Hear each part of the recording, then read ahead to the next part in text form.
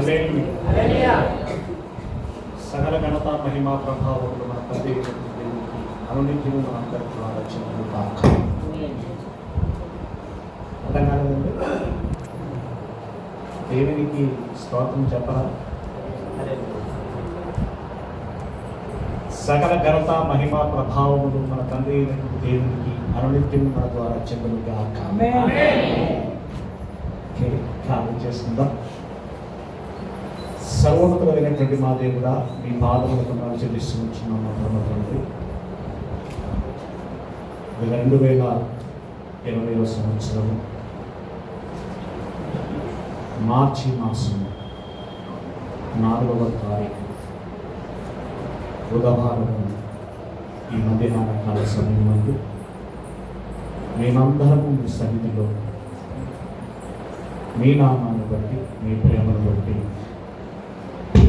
ఈ విధంగా కూర్చొని స్తుతించి పాడి స్తోత్రం చేసి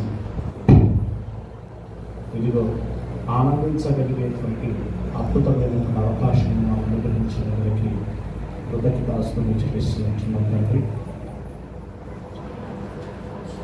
ముఖ్యమైనటువంటి సమయంలో మేము ఉన్నామని భావిస్తూ ఉంటున్నాం. అదే మీరు మాతో మాట్లాడబోతున్నటువంటి విషయం. దేవా, వినగలిగేటువంటి మంచి మనస్సును మీరు ప్రసాదించండి.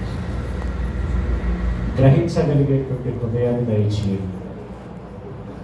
దైవమా, మీ పిల్లలకి మీరేమి వినిపించాలని భావిస్తూ ఉంటున్నారు ఆ మీ మాటలను మీ పిల్లలకు అర్థమయ్యేటువంటి విధంగా వినిపించగలిగేటువంటి తగిన ఓపికని, ఈ సమయ సందర్భోచితమైనటువంటి జ్ఞానాన్ని నాకును అనుగ్రహించమని వేడుకుంటూ ఉంటున్నాను.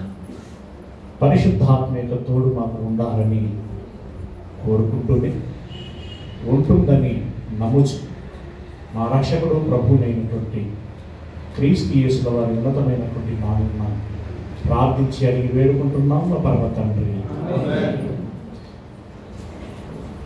చేరు వచ్చినటువంటి దేవుని పిల్లలైన ఆత్మీయులకి, సంఘస్థులకి, సంఘపెద్దలకి, ఆయా ప్రాంతాలలో భారం కలిగి సేవ చేస్తున్నటువంటి దైవజనులకి, చేరు వచ్చినటువంటి పిల్లలకి, పెద్దలకి పేరు పేరున నా హృదయపూర్వకమైనటువంటి వందనములు, శుభములు తెలియజేస్తూ ఉంటున్నాను. ప్రియ దేవుని వాళ్ళ, దేవుని యొక్క సంకల్పము నెరవేర్చడంలో భాగంగా భారము కలిగి ఆత్మల రక్షణార్థమై అనేక ప్రాంతాలు పర్యటించి వారిని రక్షించాలనేటువంటి తపన కలిగి తమను తాము అంకితం చేసుకునేటువంటి సేవకులు ఎంతోమంది ఉన్నారు. దేవుని అనాదికాల సంకల్పము నాకు పిల్లలు కావాలి, ఆ పిల్లలు నా కోసముగా ఉండాలి, వారు పరిశుద్ధులను నిర్దోషులనై ఉండాలని జగత్తు పునాది వేయబడక మునిపే క్రీస్తు యేసునందు మనలను ఏర్పరచుకునే, అలాగే మనుషులందరూ సత్యముని ఎరిగి రక్షణ పొందవలయునని ఇచ్ఛయించుచున్నారు. అందులో భాగంగానే 2000 సంవత్సరాల క్రితం క్రీస్తు యేసు ఈ లోకములోనికి వచ్చి శిలువలో మరణించి రక్తాన్ని ప్రోక్షించి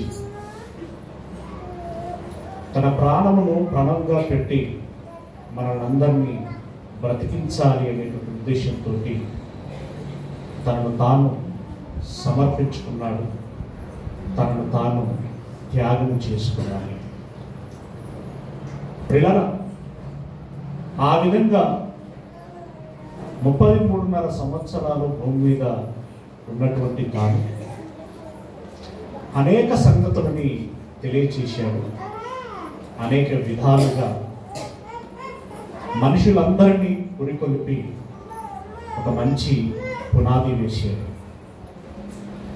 ఆయనతో ఆరంభించబడినటువంటి ఈ అద్భుతమైనటువంటి లోక రక్షణ కార్యక్రమాన్ని ముందుకు తీసుకువెళ్ళవలసినటువంటి బాధ్యత ప్రప్రథమంగా ప్రభుయేసు అపోస్తలులైనటువంటి శిష్యులకి అప్పగించడం జరిగింది.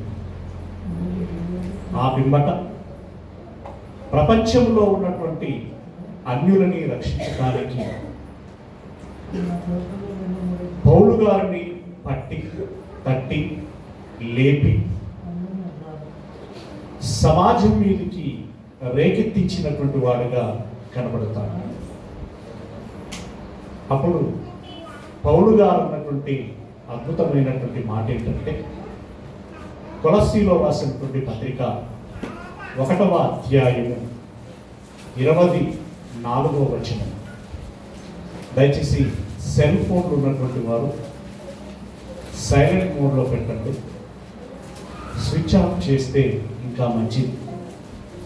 ఎందుకంటే దేవుని మాటలు వింటే ఆయనను గౌరవించినటువంటి వారం అవుతాం, లేదంటే ఆయన ఎడల అగౌరవంగా నడుచుకున్నటువంటి వారం అవుతాం.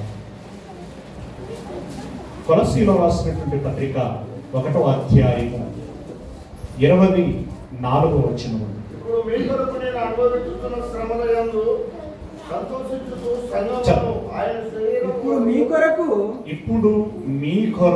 నేను అనుభవించుచున్న శ్రమలందు సంతోషించుచు, మీ కొరకు నేను అనుభవించుచున్నటువంటి శ్రమలయందు ఆనందించుచున్నాను లేదా సంతోషించుచున్నాను. శ్రమలు వస్తే మాకు ఆనందము అనేటువంటి వారు చేతండు ఎవరు లేదు కదా, ఏదో ఒక 5-6 లేతారు. ఐశ్వర్యం వస్తే, సంతోషం వస్తే ఆనందించేటువంటి వారు చేతండి. ఎంత కపటులండి మీరు, ఎంత కపటులు. కానీ మాస్టర్ గారు బాగా ప్రిపేర్ చేస్తున్నారు మెయింటైన్ చేయడానికి. మీరు నాకు కనబడకుండా ఈ పిల్లల్ని అడ్డం పెట్టుకున్నారు. ప్రియులారా, క్రీస్తు యేసు శ్రమపడి ఆ పిమ్మట పరలోకమునకు ఆరోహణమయ్యాడు కదా. ఒక పేతుడి చరిత్ర మనం చూసినా, ఒక పౌలు గారి చరిత్ర మనం చూసినా, ఒక యోహాను, ఒక యాకోబు, ఒక స్టెఫెన్, ఒక ఫిలిప్పు, ఇలాంటి సేవకులైనటువంటి శిష్యులైనటువంటి క్రైస్తవులైనటువంటి వారి జీవితం అంతా కూడా శ్రమలతో కూడుకున్నటువంటిదిగా మనకి కనబడుతూ ఉంటుంది. ఎందుకు ఆ శ్రమ? వారికి రోగాలు వచ్చాయనా? ఎందుకు ఆ శ్రమ? సంపాదన ఎక్కువగా చేసుకోవాలనా? ఎందుకు ఆ శ్రమ? యాక్సిడెంటల్ అయి కాళ్ళు చేతులు విరిగినందుక? ఎందుకు ఆ శ్రమ? పరలో జోలికి అకారణముగా వెళ్ళినందుక కాదని. ఎందుకు ఆ శ్రమ అనంటే, మీ బోటి వారిని, అలనాడు ఉన్నటువంటి ఆ ప్రజలను రక్షించేటువంటి క్రమములో ఎదురయ్యేటువంటి ప్రతి అవరోధమునకు చెంకక ఎదురొడ్డి వెళ్ళుచున్నటువంటి పరిస్థితుల్లో వారు శ్రమలను ఎదుర్కోవలసి వచ్చింది. అపహాస్యం చేశారు, హేళన చేశారు, తెప్పి పొడిచారు, తిట్టారు, కొట్టారు, చెరసాలలో వేశారు, చంపేశారు.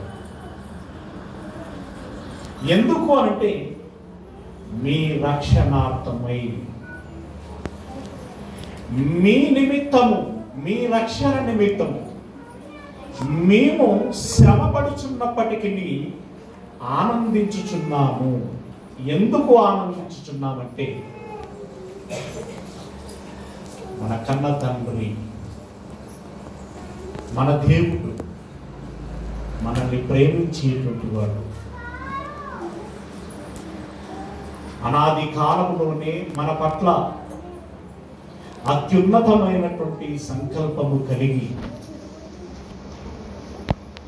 ఈ లోకములోనికి పంపబడుచున్నటువంటి నా పిల్లలు పరిశుద్ధులుగా, గొప్పవారుగా, ఉన్నతులుగా వారిని వారు రుజువు చేసుకుని తిరిగి నా సన్నిధిలోనికి, అనగా నేనున్నటువంటి పరలోకములోనికి, నా ఒడిలోనికి చేరాలని బలంగా కోరుకున్నాడు. ఆ కోరికలో భాగంగా మనకు జ్ఞానాన్ని తెలియచేస్తుంది. ఏంటా జ్ఞానం? ఎందుకు కలిగింది ఈ లోకం? ఎందుకు వచ్చింది మనకు జన్మ? ఎందుకు ఇవ్వబడింది మనకు ఈ జీవితం? ఎందుకు అమర్చబడింది ఈ దేహం? ఎందుకు ఈ బ్రతుకు? ఎందుకు ఈ బ్రతుకు కావలసినటువంటి ఈ ప్రకృతి? ఎప్పుడు ఈ జన్మకి, ఈ జీవితానికి సార్థకత, ధన్యత? ఎక్కడి నుండి వచ్చాము ఈ లోకానికి? తిరిగి ఇక్కడి నుండి ఎక్కడికి వెళ్ళవలసి ఉన్నది? జననంతో ఆరంభమైనటువంటి ఈ జీవితం మరణంతో ముగించబడుతుంది. మరణించిన పిమ్మట మన గమ్యస్థానం ఏమిటి? ఇలాంటి విషయాలన్నీ మనం తెలిసి ఆలోచించి తగిన నిర్ణయం మనము తీసుకొని తగు విధముగా మనము సిద్ధపడవాలనేటువంటి ఉద్దేశంతో దైవజనులను, సేవకులను తాను ఏర్పాటు చేసుకొని పంపిస్తున్నటువంటి పరిస్థితి. ఆ సత్యము తెలియచేయటానికి, ఎందుకంటే ఈ లోకములన్నీ కూడా విరోధి అయినటువంటి అపవాది చేతికి అప్పగించబడ్డాయి. అలాంటి అపవాది చేతిలో ఉన్నటువంటి వారిని విడిపించి దేవుని సన్నిధిలోనికి నడిపించాలి అని అంటే అపవాది ఊరికే ఉండదు.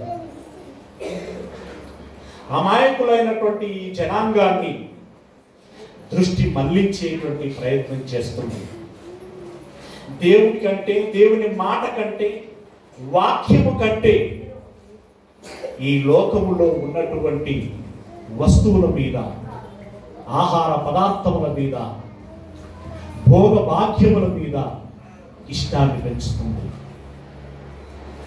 మైమర్పింప చేస్తుంది, అటువైపు నడిపిస్తూ ఉంటుంది. ఈ లోకము కోరుకుంటున్నది కాదని, మీ శ్రేయస్సు కోరి, మీ భవిష్యత్తు బాగుండాలని మీకు మంచి మాటలు చెబుతున్నాము అని అన్నప్పుడు వారు ఆలోచించి అర్థం చేసుకోవటానికి బదులుగా మమ్మల్ని ఏదో మోసం చేస్తున్నారు, మమ్మల్ని ఏమారుస్తున్నారు, మా దృష్టి మళ్లించి మరోవైపు నడిపిస్తున్నారు. వారి స్వార్థం కోసం, వారి సుఖ సంతోషాల కోసం వారు చేస్తున్నటువంటి మాయ ఇది అని మన పట్ల విరోధ భావాన్ని పెంచుకుంటున్నటువంటి పరిస్థితి. అవును పిల్లరా, తీపిగా ఉండేటువంటి లడ్డూలను తినండి అంటే అందరికీ నోర్లు ఊరుతాయి. రోగం నయమవుతుంది, ఈ చేదు మాత్ర వేసుకోండి అని అంటే పండ్లు ఏం చేస్తారు? పిల్లలకి టాబ్లెట్ వేసి ముందు ఏం చేస్తారు? గట్టిగా బిగబడతారు. పిల్లలేంటండి, పెద్దవాళ్ళు కూడా చేదు మాత్రం మింగాలి అని అంటే పెద్దగా ఇష్టపడరు. ఆ క్రమంలో ఎంతో కష్టపడవలసి ఉంటుంది. అంటే వారు మింగటానికి ప్రయాస పడవలసి ఉంటుంది. పిల్లరా, లోకము ఒకవైపు చూస్తున్నది, లోకము ఒకవైపు ఆకర్షితమైపోయింది.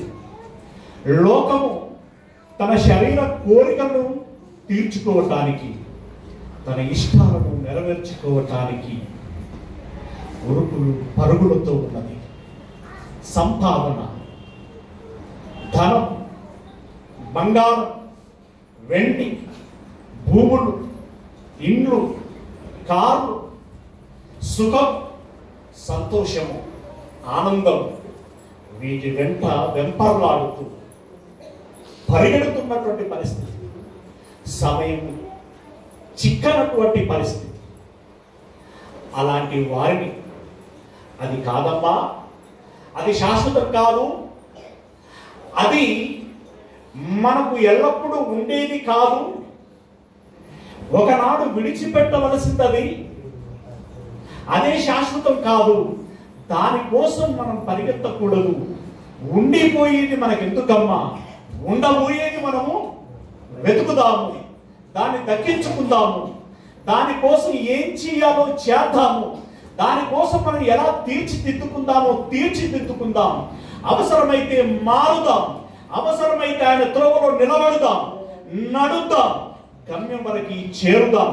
ఆ క్రమంలో కొద్ది కాలం మనకి ఇబ్బంది అనిపించవచ్చు, అయినా దాన్ని మనం పంటి బిగున ఓర్చుకుంటే శాశ్వతమైనటువంటి ఆనందం, శాశ్వతమైనటువంటి సంతోషం, శాశ్వతమైనటువంటి స్వాస్థ్యము, శాశ్వతమైనటువంటి నిత్య జీవితము, దేవుని సన్నిధిలో మనకు సమాధానము, సంతృప్తికరమైనటువంటి జీవితం మనకు దొరుకుతుంది అన్నప్పుడు చెబుతున్నావు సోది, నువ్వు చూసిచ్చావా ఏంటి? పరలోకం ఉన్నదని నువ్వు సూచించావా? ఏంటయ్యా గ్యారంటీ? కాదు. ఇదిగో ఇవన్నీ మాకు కనబడుతున్నాయి, ఇవన్నీ అనుభవించగలిగే అవకాశం మాకుంది, వద్దు, మాకు అవసరం లేదు. అంతతో కాకుండా ఈ లోకంలో అనేక రకములైనటువంటి కులాలు, మతాలు,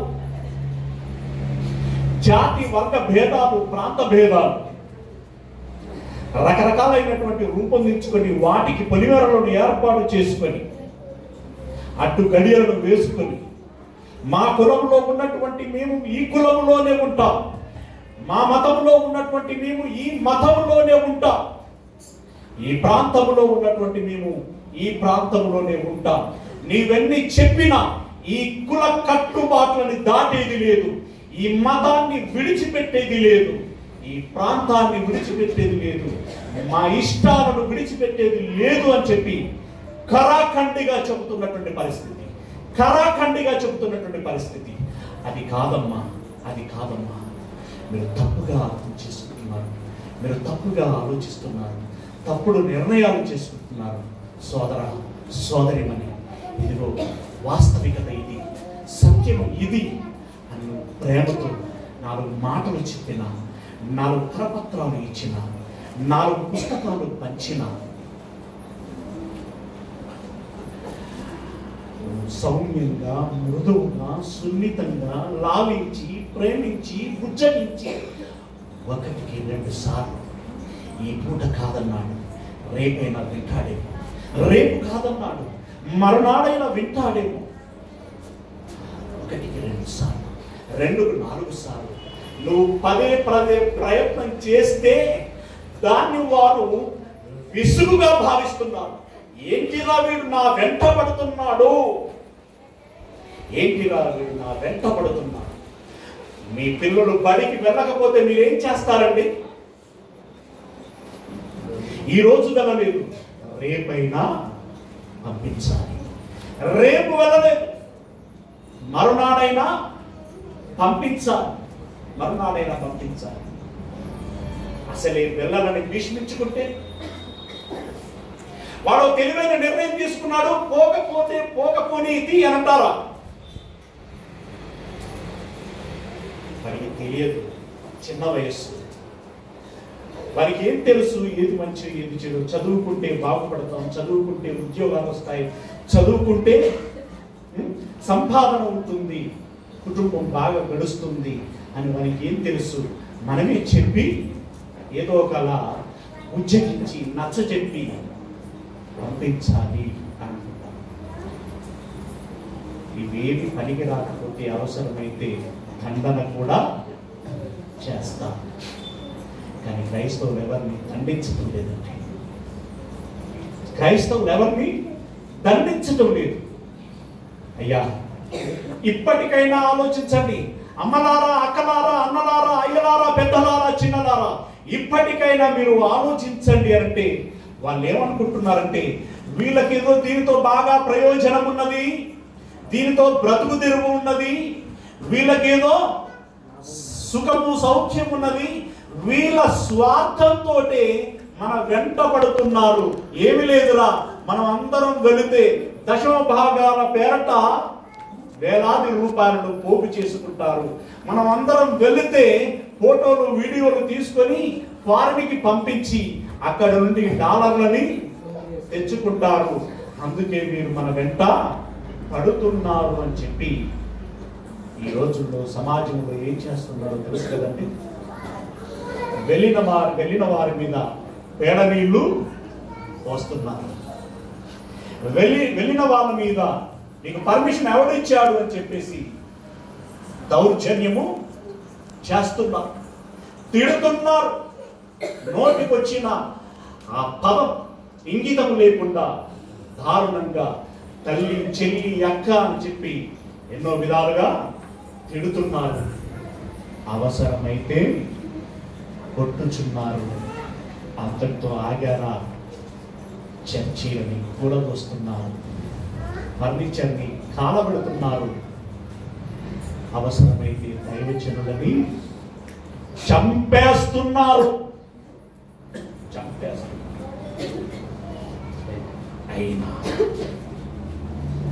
అయినా ఈ ఊరికి వెళితే ఇన్ని దెబ్బలు కొట్టారు, ఆ ఊరికి వెళితే అంత డబ్బు గుంజుకున్నారు, ఇంకో ఊరికి వెళితే ఇంకెన్నో బూతులు తిట్టారు.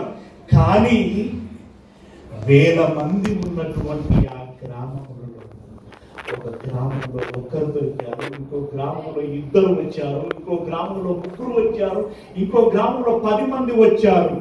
అంటే 10, 3, 2, 1, 16 ఆత్మలు దేవునికి దక్కాయి. ఒక్క ఆత్మ దక్కితేనే పరలోకమందున్నటువంటి నా దేవుడు ఎంతగానో సంతోషిస్తాడు కదా. 16 ఆత్మలు దొరికాయి అంటే ఇంకెంతగా ఆనందిస్తాడు. దేవునికి దొరకటమే కాదు, దేవుడు ఆనందించటమే కాదు,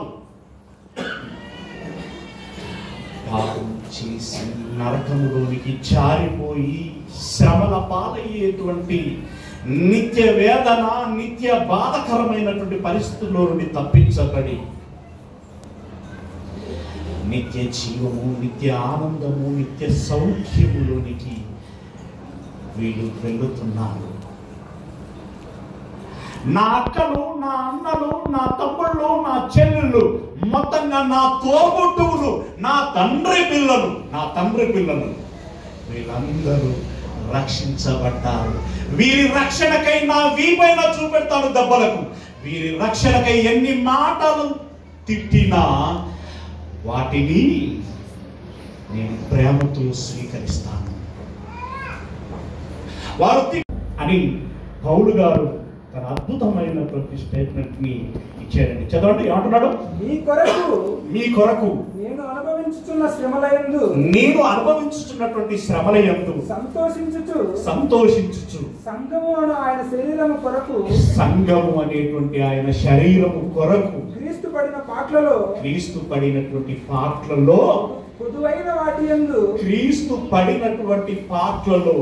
కొదువైన వాటి యందు నా వంతు నా శరీరమునందు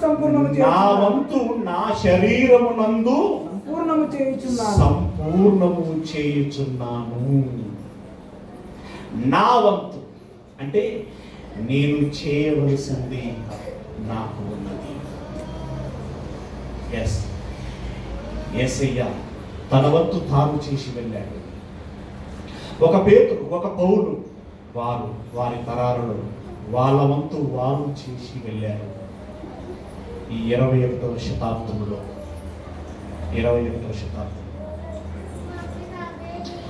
మన ఈ రామాయంపేట కావచ్చు, ఈ పరిసర ప్రాంతాల్లో ఉన్నటువంటి ఏ గ్రామమైనా కావచ్చు,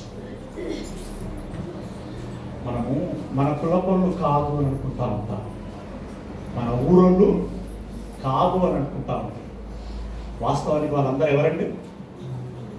వాళ్ళందరూ ఎవరు బ్రదర్స్? చెప్పండి కానీ మనోళ్ళే అంటే మన తండ్రి పిల్లలు, మన దేవుని పిల్లలు, మనవారు వారిని రక్షించుకోవడం కోసం మరి దేవుడు తపన పడుతున్నాడు. ఆనాటి నుండి ఈనాటి వరకు ఎవరు వెల్లుదురు నా నిమిత్తము అని ఆయన అడుగుచున్నాడు. మరి వీళ్ళు రక్షించుకోవాల్సిన బాధ్యత ఎవరండి? మనదే కదా, మనదే. అప్పుడు ఆ బాధ్యత ఎవరి మీద ఉంది? అదే నేను చెప్తున్నాను. దేవుడు తన పిల్లలను రక్షించుకోవాలని ఒక ఆవేదనతో ఉండగా దేవుని ఆవేదనను అర్థం చేసుకొని నశించిపోతున్నటువంటి ఆత్మల దుస్థితిని అర్థం చేసుకొని తాను తన వంతుగా ప్రేరేపణ నుండి ఒక వ్యక్తి సేవకి సమర్పించుకుంటున్నాడు. అలాంటి వారిలో ఒక అబ్రహాం గారు కావచ్చు, అలాంటి వారిలో ఇక్కడ ఉన్నటువంటి దైవజనులు అందరూ కావచ్చు. సంపాదన కోసమే అని ప్రతిసారి మనం అనుకుంటే అది పొరపాటు. అలాగే అందరూ సేవకులు అలాగే ఉంటారు అనుకుంటే పొరపాటు. అలాగని స్వార్థపరులు లేరు అని నేను, అలాగని దొంగలు లేరు అని నేనా, దొంగ బోధకులు లేరు అని నేను ఉన్నా. అది కూడా సాతాను కుట్రలో భాగంగానే దైవజనుని వేషం వేయించి దారి తప్పించేటువంటి ప్రయత్నం. అది దారి తప్పించేటువంటి యేసయ్య తన వంతు చేశాడు. మనము మన వంతు చేయవలసినటువంటి అవసరం ఉన్నది. అక్కడ కూర్చున్నటువంటి బ్రదర్స్, మీరు సేవ చేస్తున్నటువంటి వారైనా నలుగురు, ఇక్కడ నలుగురు కనబడుతున్నారు. ఈ 8 మంది వాళ్ళు చదువుకోలేరా? వాళ్ళు ఒక వ్యాపారం చేసుకోలేరా? మరో ఉద్యోగం చేసుకోలేరా? వాస్తవానికి ఆ ఉద్యోగమో వ్యాపారమో చేసుకుంటే ఇంకెక్కువ సంపాదించుకోవచ్చు, సంపాదించగల అవకాశం ఉంది. కానీ ఈ పనికి, ఈ వృత్తికి ఎందుకు అంకితం చేసుకోవలసి వచ్చింది? ఎందుకు అంకితం చేసుకోవాల్సి వచ్చింది? 30వ ఏట ఇంటి నుండి కాలు బయట పెట్టినటువంటి యేసయ్య మరలా ఇంటి ముఖము అంత పెద్దగా చూడకుండా తలవాల్చుకోవటానికి చోటు లేక ఉపవాసములు ఉండి జాగరణలు చేస్తూ యూదయ, గలిలయ, సమరయ తదితరమైనటువంటి ప్రాంతాలలోనికి వెళుతున్నటువంటి క్రమములో ఆనాటి ఇజ్రాయేలు ఉగ్రవాదుల తెగలైనటువంటి ఒక పరిసయ్యులు సద్దూకైలకు ఎదురొట్టుతూ నేనేమైపోయినా పర్వాలేదు అని చెప్పి ప్రజలలోనికి వెళ్ళి చివరికి తన ప్రాణాన్ని పెట్టినటువంటి సంగతి మనకు తెలుసు. ఈ కాలంలో, ఆ కాలంలో, ఏ కాలంలోనైనా ఈ ఉన్మాదులు ఉంటారు. ఈ మత ఛాందసవాదులు ఉంటారు, అడ్డగించేవారు, అటకాయించేటువంటి వారు ఉంటారు. అయినా యేసయ్య వెనక్కి తగ్గలేదు. ఎన్ని దెబ్బలు తిన్నాడు మీరు ఎన్నోసార్లు స్మరించుకొని ఉంటారు. ఎంతగా అవమానపరచబడ్డారు. అయ్యా నీ చిత్తమైతే ఈ గిన్నెను నా యొద్ద నుండి తొలగించుమని ప్రాధేయపడినటువంటి ఆ ప్రాధేయతలో సిలువపై మేకులతో కొట్టబడగా ఆ 6 గంటల రేలాడేటువంటి ఆ పరిస్థితుల్లో ఆ బాధ, వేదన, ఆ తీవ్రత ఎంతగా ఉంటుందో, ఆ రోజుల్లో రోమీయుల యొక్క పరిపాలనలో మరణ శిక్ష విధిస్తే, సిలువకు వేలాడదీస్తే ఆ చావు ఎంత భయానకంగా ఉంటుందో ఎరిగినటువంటి వాడు గనక, అయ్యా నీ చిత్తమైతే గిన్నెను నా యొద్ద నుండి తొలగించు అని అడిగినటువంటి ఆయన, ఆ మరణ భయానికి భయపడి ప్రార్థించినటువంటి ఆయన ఆ బాధని పంటి దిగువన దిగించుకుంటూ ఏమన్నా తెలుసా, అయినా నీ చిత్తము నేను మరణిస్తేనే నెరవేరుతుందని భావిస్తే నీ చిత్త ప్రకారమే జరగును గాక. తండ్రి నీ చిత్త ప్రకారంగానే జరుగును గాక. అంతటి ఇబ్బందికరమైనటువంటి పరిస్థితుల్లో తన ప్రాణాన్ని పెట్టాడు. మరి దానికి సార్థకత ఎప్పుడు జరుగుతుందండి? దానికి సార్థకత ఎప్పుడు జరుగుతుంది? ఎవరు కూడా దీన్ని ఆలోచించుకోకపోతే, ఎవరు కూడా సేవకుడిగా తను తాను అప్పగించుకోకపోతే, ఎవరు కూడా సువార్థికులుగా తన ధర్మాన్ని, తన బాధ్యతను నిర్వర్తించకపోతే, ఎవరు కూడా దేవుని ఆవేదనను పక్క మనిషితో పంచుకోకపోతే, క్రీస్తు యేసు మరణానికి ఎప్పుడు సార్థకత జరుగుతుంది? ఎప్పుడు సార్థకత జరుగుతుంది? అపోస్తల కార్యము 20వ అధ్యాయము 28వ వచనంలో ఒక మంచి మాట రాస్తున్నాడు దేవుడు. అపోస్తల కార్యములు 20వ అధ్యాయము 28వ వచనం, దేవుడు తన స్వరక్తమిచ్చి, దేవుడు అన్న చోట కింద ప్రభు అని ఉంటుంది, రైట్? అంటే యేసయ్య తన స్వరక్తము ఇచ్చి సంపాదించిన తన సంఘమును కాయుటకు అన్నాడు. అంటే ఈరోజు ప్రపంచమంతటా ఉన్నటువంటి పరిశుద్ధులు అని పిలువబడుతున్నటువంటి ఈ క్రైస్తవులు పాపము నుండి పరిశుద్ధతలోనికి రావాలి, మారు మనస్సులోనికి రావాలి అని బాప్తిసం తీసుకొని క్రైస్తవులుగా నిలబడాలి అంటే ప్రప్రథముగా అది ఎవరి కృప, ఎవరి కష్టం, ఎవరి త్యాగం, ఎవరి పెట్టుబడి అంటే యేసయ్య పెట్టుబడి. యేసయ్య ఏం పెట్టాడు?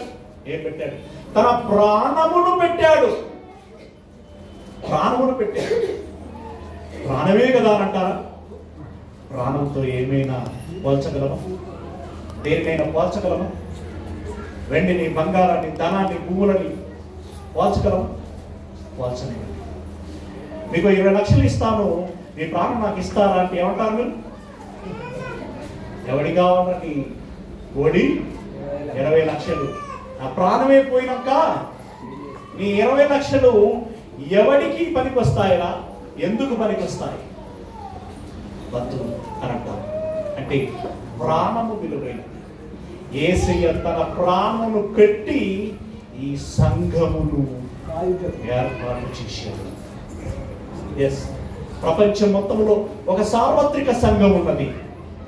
ఈరోజు ఇదిగో ఇక్కడ కూర్చున్నటువంటి మీరు ఒక సంఘంగా ఉన్నారు అంటే యేసయ్య ప్రాణ త్యాగం అది. యేసయ్య ప్రాణ త్యాగం అది. యేసయ్య ప్రాణం పెట్టి తయారు చేసినటువంటి సంఘమును ఒక దైవజనుడు, ఒక సేవకుడు ఏం చేయాలట?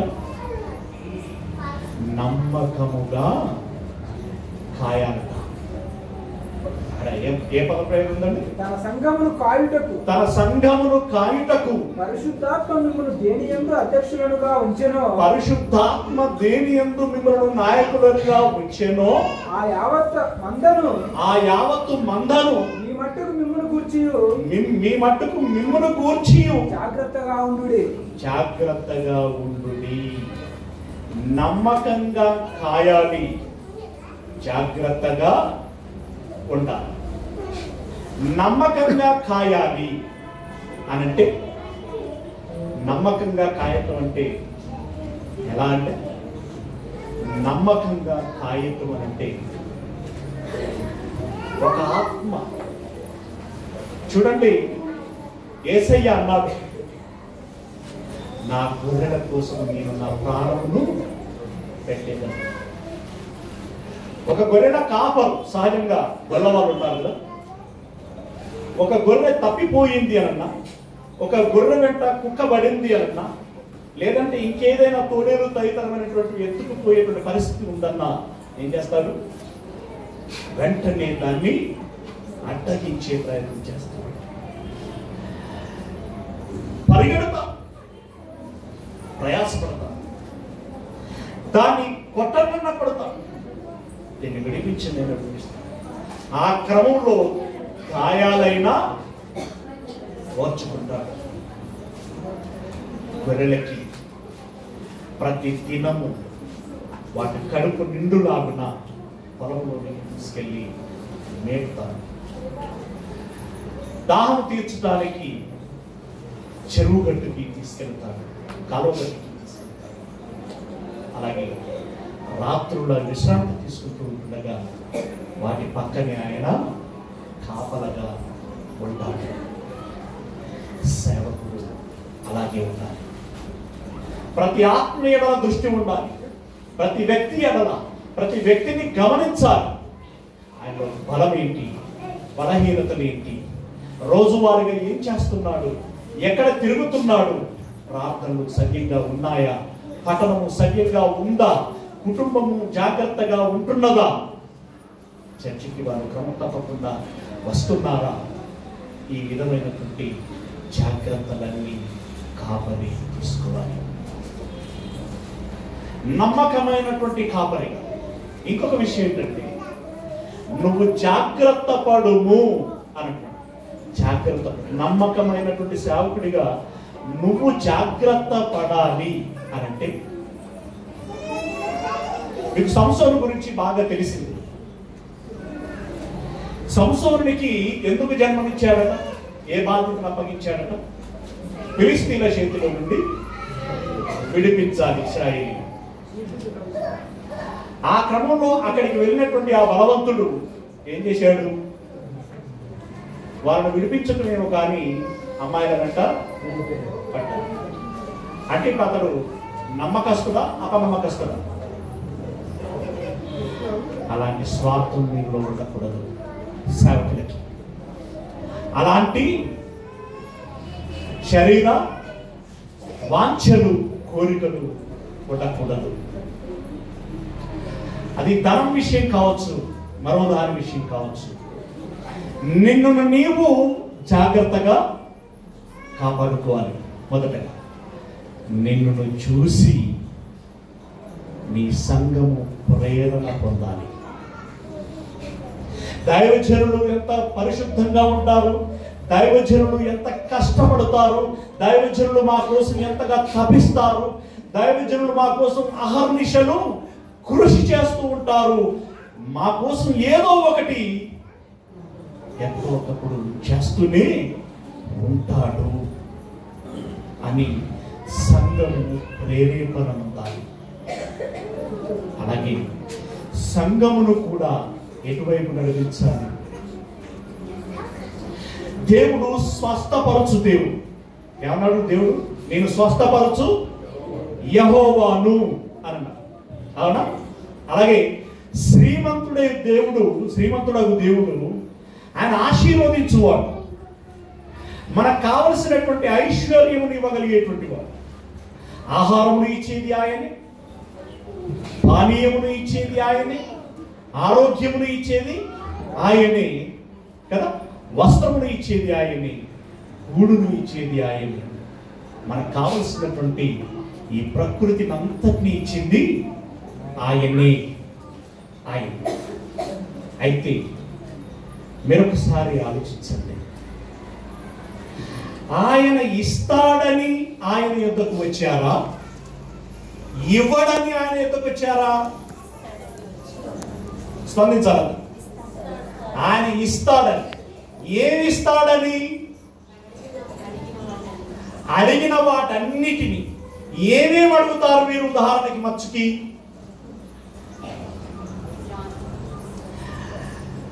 అయ్యా మా కూతురు పెళ్లి చేయాలనుకుంటున్నాము, సహాయము దయచేయండి.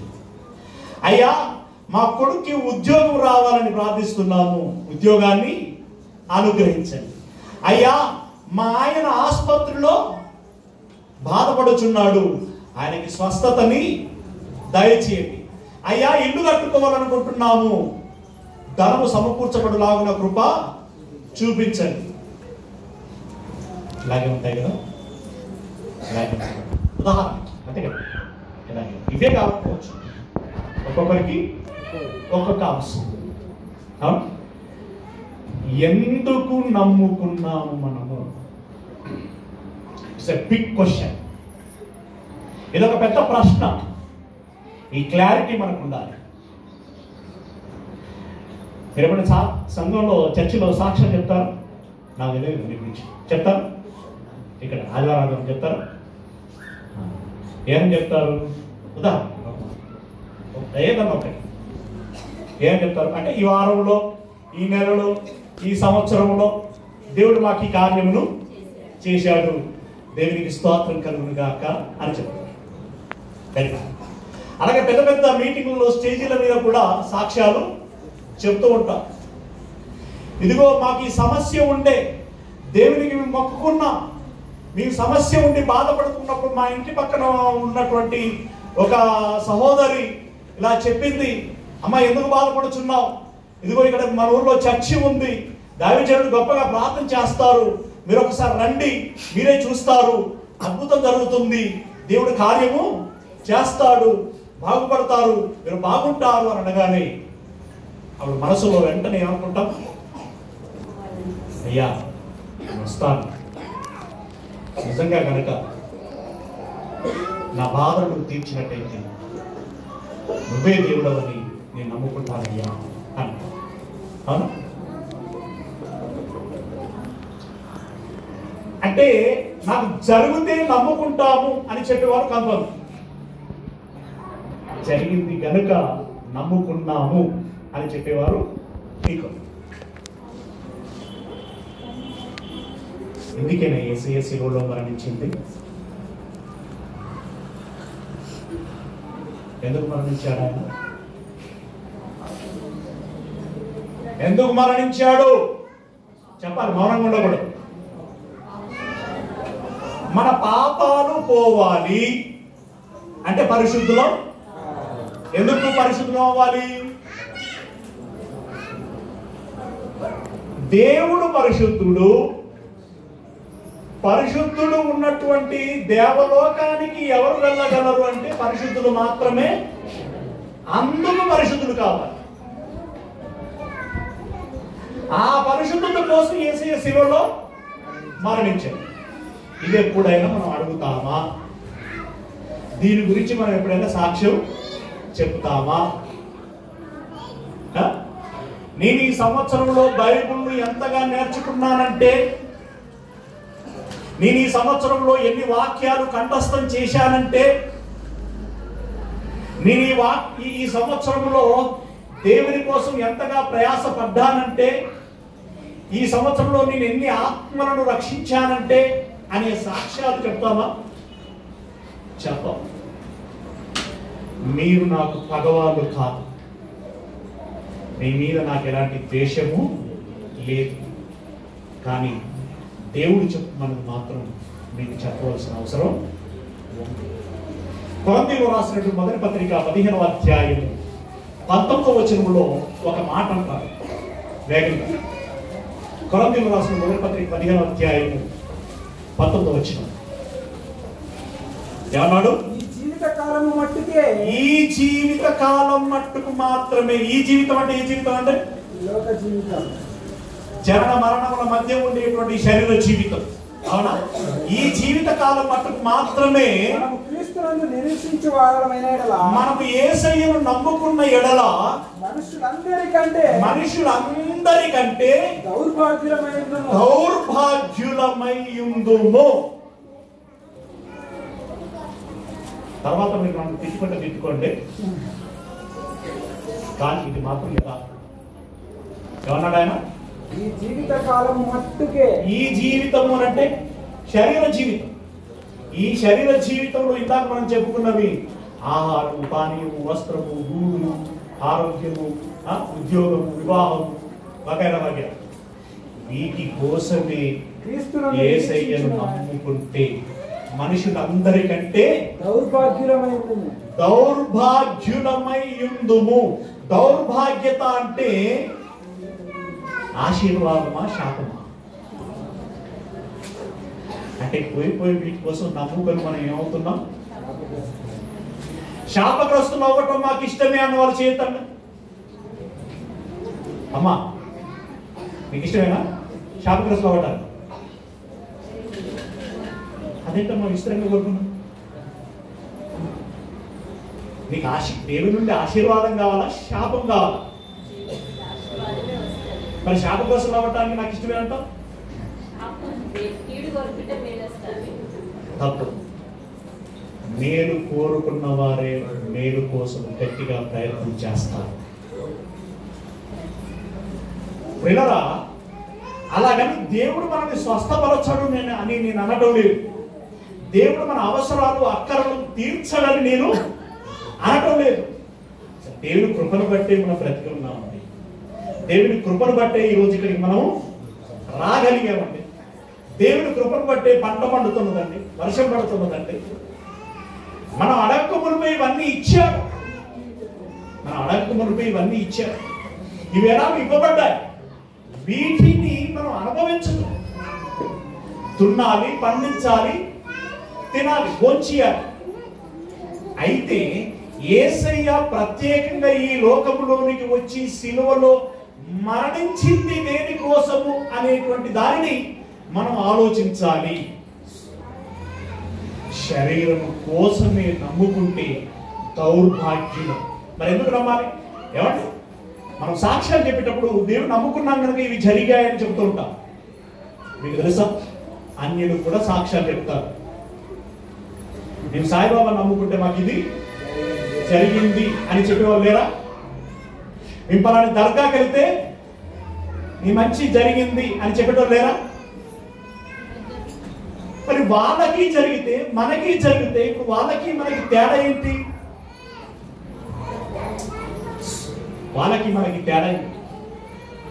ప్రియ దేవుని వారు కదా, మనము నమ్ముకున్నందుకు మనకు దక్కిందేంటి? నమ్మక వాళ్ళు పోగొట్టుకున్నది ఏమిటి? Very good. ఎవరు చెప్పారు?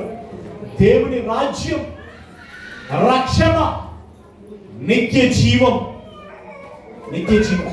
అదే పేతురు రాసిన మొదటి పత్రిక 1వ అధ్యాయం 9వ వచనంలో చెప్తున్నాడు. పేతురు రాసిన మొదటి పత్రిక 1వ అధ్యాయం 9వ వచనంలో మీరు ఆయన కన్నులారా చూడకయే విశ్వసించుచు మీ విశ్వాసమునకు ఫలమును అనగా ఆత్మరక్షణను పొందుచు విశ్వాసమునకు ఫలము అంటే ఏంటట? విశ్వాసమునకు ఫలము అనగా ఆత్మరక్షణ. నమ్ముకున్నందుకు వచ్చే ఫలం ఏంటట? ఆత్మరక్షణ. శరీర రక్షణ కాదు. శరీర జీవితం అనేటువంటిది నమ్ముకున్నోళ్ళకు ఉంటుంది, నమ్ముకోనోళ్ళకు కూడా ఉంటుంది. నమ్ముకున్నోళ్ళు మాత్రమే ఉన్నత చదువులు చదువుతారా? నమ్ముకోనోళ్ళు చదవరా? నమ్ముకున్నోళ్ళకు మాత్రమే ఉద్యోగాలు వస్తాయా? నమ్ముకోనోళ్ళకు రావా? నమ్ముకున్నోళ్ళు మాత్రమే ఐశ్వర్యవంతులు సంపాదిస్తారా? నమ్ముకున్న వాళ్ళు సంపాదించరా?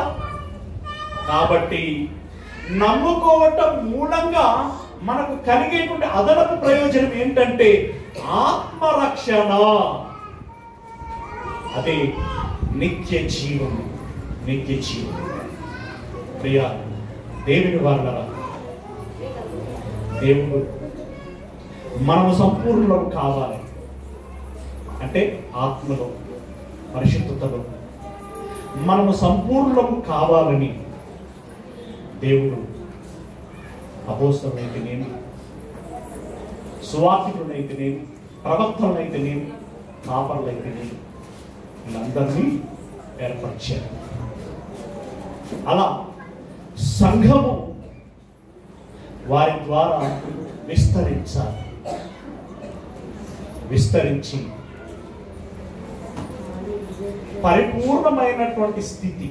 ఎలాంటి పరిపూర్ణత అంటే క్రీస్తునకు కలిగిన పరిపూర్ణత.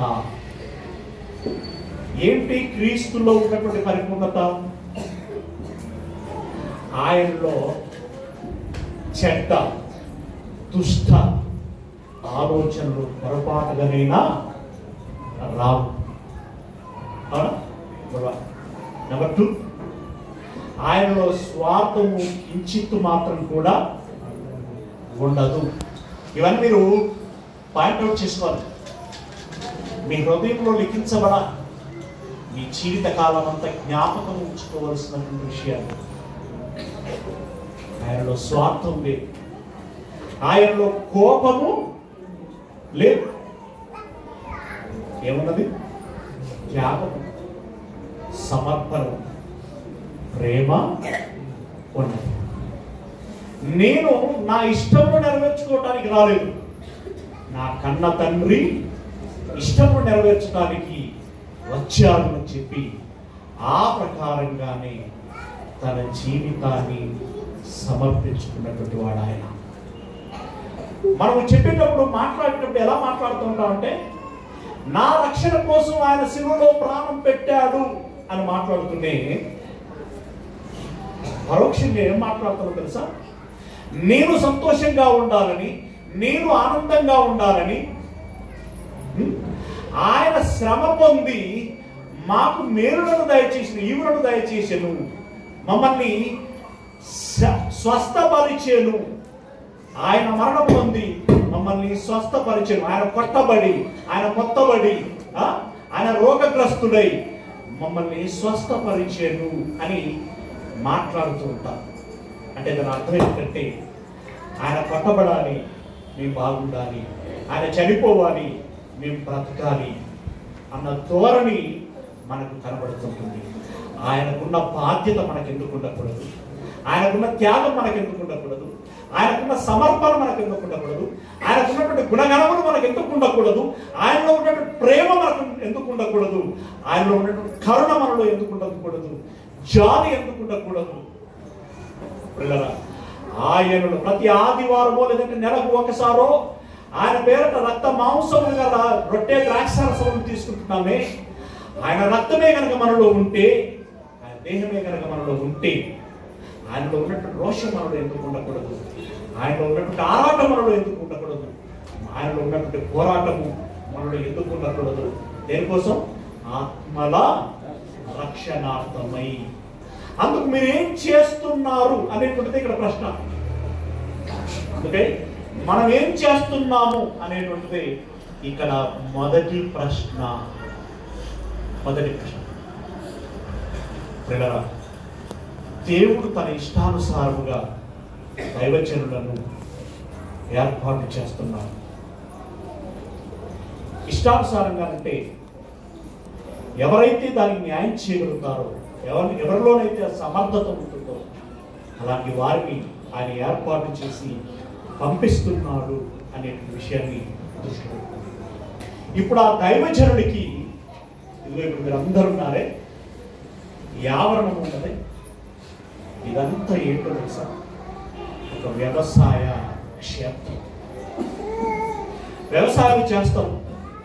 ఒక వ్యవసాయం చేసేటువంటి రైతు ఎంత కష్టపడతాడండి?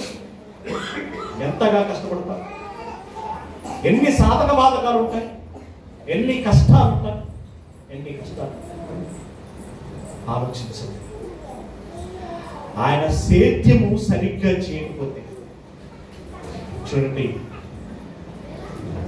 వేసినటువంటి మంచి విత్తనాల యొక్క మొక్కలతో పాటు కలుపు అనేటువంటిది కూడా పెరుగుతుంది.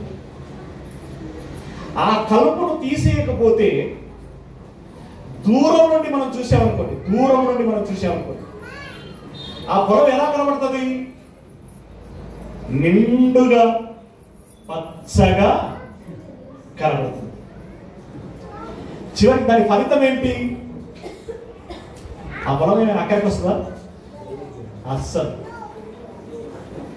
కనీసం మంచి మొక్కలు కూడా పెరిగి పూత పూసి కాత కాసి ఫలించలేనటువంటి పరిస్థితి ఏర్పడుతుంది. ఇప్పుడు ఈ పొలములో బాధపడకూడదే? మొక్కలెన్ని, కలుబెంత.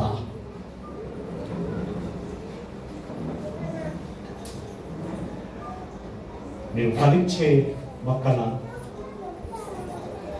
ఆ మొక్కలను పాడు చేసేటువంటి కలుప. ఇదంతా ఒక వ్యవసాయ క్షేత్రం. కొరంథీయులు రాసినటువంటి మొదటి పత్రిక 3వ అధ్యాయం 9వ వచనం. 3వ అధ్యాయం 9వ వచనం. మేము దేవుని జత పని వారమై ఉన్నాము. మేము దేవుని జత పని వారమై ఉన్నాము. మీరు దేవుని వ్యవసాయమును. మీరు దేవుని వ్యవసాయము అన్నారు. ఈ పంటను నూర్చి కూర్చి దేవునికి అప్పగించవలసిన బాధ్యత ఎవరిది? మీ సేవకుడిది, మీ సేవకులది. దేవుడు వ్యవసాయకుడు. నేను నిజమైన ద్రాక్షావళిని అని అంటాడు యేసయ్య. దేవుడు ఎవరట? వ్యవసాయకుడు. ఆయన సేద్యం చేస్తున్నాడు. ఆ సేద్యం చేసేటువంటి ఆ క్షేత్రములో మేము జత పనివారము అన్నాడు. అంటే మొత్తం మేమే కాదు, మేము సహాయకులు, మేము ఒక సేవకులము. వ్యవసాయ క్షేత్రము మీరు. అయితే ఇందులో కలుపు తీసేయాలి. రెండవది, తెగుళ్ళు చీడపీడలు ఆశిస్తే ఏం చేయాలి? తగిన మందులు పిచికారీ చేయాలి. అవునా? తర్వాత పక్షులు తదితరమైనటువంటివి వాలితే వాటిని దూరము పారదోలాలి.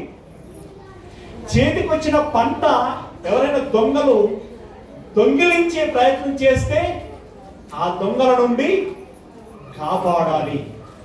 ఇదంతా సేవకుల బాధ్యత. బహుశా అబ్రహాం గారు ఆ పని చేస్తున్నారని భావిస్తున్నాను. సేవకుడు అలా చేసినటువంటి సేవకుడికి వచ్చేటువంటి ప్రతిఫలం ఏంటో దేవుడు చెప్తున్నాడు. చూడండి, మంచి మాట రాయబడినటువంటి మంచి మాట. తిమోతికి రాసినటువంటి 2వ పత్రిక 2వ అధ్యాయం 6వ వచనం. తిమోతికి రాసినటువంటి 2వ పత్రిక 2వ అధ్యాయం 6వ వచనం. పాటుపడినటువంటి వ్యవసాయకుడే మొదట పొలములో పాటుపడాలి. ఆదివారం నాడు వెళ్ళి 1 గంట అని హల్లెలూయా స్తోత్రము 4 పాటలు పాడి ఏదో వాక్యం 4 ముచ్చట్లు అలా కథలుగా చెప్పి ఆశీర్వాదం ఇచ్చి వెళ్తాను, మళ్ళీ ఆదివారం నాడు మళ్ళీ చర్చికి వస్తాను అని నిర్లక్ష్యంగా ఉంటే ఫలము పొందలేదు.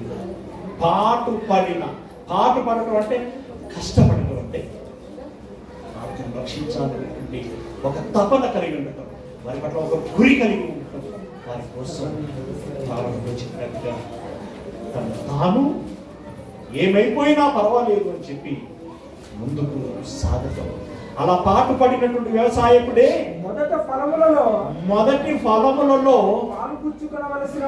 పాలు పుచ్చుకొనవలసినటువంటి వాడు. హల్లెలూయా. అబ్రహాం గారి అలాగే ఇక్కడ దైవజనులు ఎంత మంది అయితే అలా నిజాయితీగా కష్టపడుతున్నారో వారు దేవుడు అనుగ్రహించేటువంటి మొదటి ఫలములను పొందుకునేటువంటి వారై ఉండాలని మనస్ఫూర్తిగా కోరుకుంటున్నాను. Very good. సేవకులు అలా ఫలం పొందుకుంటారు. మరి సంఘం దాని చెప్పనే కలుపుకుంటుంది, మొక్కలు ఉంటాయి. మొక్కల్లో కూడా కొన్ని పూత కాత పూయని కాయనివి ఉంటాయి. మూడు వారి మీరు నిజంగా చెప్పండి, మన పొలంలోనికి వెళితే వరి చేనులో వరి నాటిన తర్వాత కొన్నాళ్ళకి ఒడిపిల్లి లాంటివి మొలుస్తాయి కదా. అయ్యో పాపం ఇది కూడా మొక్కే కదా, దీన్ని ఎట్లా బీగుతాం అని అంటారా? ఏం చేస్తారు? నిర్దాక్షిణ్యంగా మీకు పడేస్తారు. అంటే నిర్దాక్షిణ్యం. సరే మాకు అయ్యా ఫోటోగ్రాఫర్ అదేం పెట్టదు. వరి చేనే కావచ్చు, కంది చేనే కావచ్చు, మరొక చేనే ఏదైనా కావచ్చు, అది మంచి మనం దున్నం, ఎరువేసినాం, నీళ్లు తాగింది, ఎరువు తిన్నది, పచ్చగా నిగనగా పెద్దగా పెరిగింది, చూడడానికి గంభీరంగా అబ్బా వారి పొలం ఎట్లదంటే అట్లదని అంట. కానీ ఉండలేదు, కాదలేదు. ఏం చేస్తారు? పాప పచ్చగున్నది ఉండనియే అని అంటారా? దాని టైం లిమిట్ దాటిపోయింది అని అంటే వెంటనే తీసి పడేస్తాం. కుప్పలు కుప్పలుగా పేర్చి ఎండిపోయిన తర్వాత కాల్చి పడేస్తా. అవును, ఈ మధ్యలో అంటే ఏమో కానీ ఆ మధ్యలో పత్తి చేల గురించి ఇలాంటి మాటలు ఎక్కడ ఉన్నా ఓకే, కాల్చి పడేస్తా. మరి మీరంతా వ్యవసాయ క్షేత్రం అయితే ఆ వ్యవసాయ క్షేత్రంలో ఉన్నటువంటి మొక్కలు మీరైతే ఇందులో కనుక్కుంటే ఏం చేయాలి చెప్పండి? ఏది న్యాయం? ఎందుకంటే మీరు చేసే పని ఏమంటారు? వ్యవసాయం ఉందా? వ్యవసాయం ఉన్నవాళ్ళు చేయదండి దయచేసి, నాకు కొంచెం అవగాహన. వ్యవసాయం ఉన్నవాళ్ళు కొన్ని వ్యవసాయం గురించి తెలిసిన వాళ్ళు చేయొద్దండి. తెలిసిన మా అంత ఫారినర్స్ మీరు మరి ఏదైతే చేతులు తప్పులో దిగుతారండి.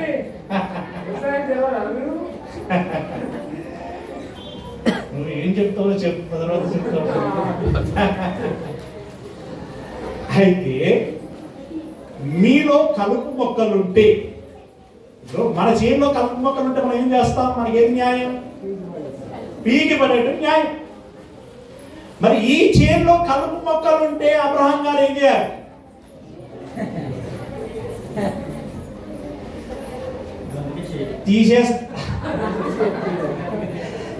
నేను అబ్రహాం గారిని అడుగుతున్నాను ఇప్పుడు, తీసేస్తాడా?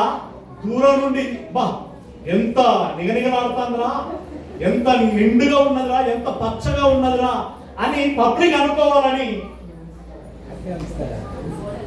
అలాగే ఉంచుతున్నారు. తీసేస్తారా? వెరీ అంటే మంచి హానరబుల్ అనమాట. రైట్, తీసేయాలి కదా, తీసేయాలి. మీరు మారు మనసు పొంది బాప్తిసం తీసుకొని 10 సంవత్సరాలైనా కూడా దేవుని కోసం ఫలించడం లేదనుకోండి.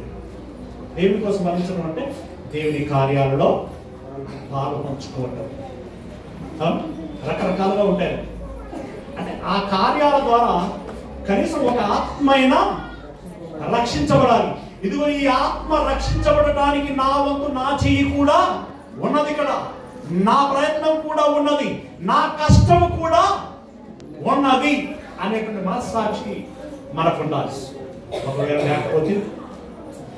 లేకపోతే అదే చెబుతున్నాడు పిల్లల, హెబ్రీయులకు రాసినటువంటి పత్రిక 6వ అధ్యాయం 7-8 వచనాలు. హెబ్రీయులకు రాసిన పత్రిక 6వ అధ్యాయం 7-8 వచనాలు. ఎట్లనగా భూమి తన